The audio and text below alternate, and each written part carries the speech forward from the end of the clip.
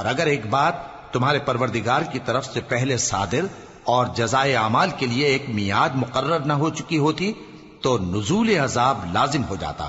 پس جو کچھ یہ بکواس کرتے ہیں اس پر صبر کرو، اور سورج کے نکلنے سے پہلے اور اس کے غروب ہونے سے پہلے اپنے پروردگار کی تسبیح و تحمید کیا کرو، اور رات کی کچھ گھڑیوں میں بھی اس کی تسبیح کیا کرو، اور دن کے مختلف اوقات یعنی دوپہر کے وقت بھی، تاکہ تم خوش ہو جاؤ. اور کئی طرح کے لوگوں کو جو ہم نے دنیا کی زندگی میں آرائش کی چیزوں سے نوازا ہے تاکہ ان کی آزمائش کریں، ان پر نگاہ نہ کرنا.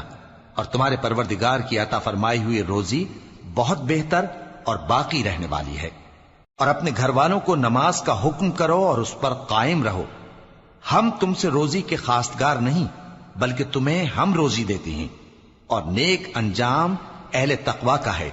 اور کہتے ہیں کہ یہ پیغمبر اپنے پروردگار کی طرف سے ہمارے پاس کوئی نشانی کیوں نہیں لائے؟ کیا ان کے پاس پہلی کتابوں کی نشانی نہیں آئی؟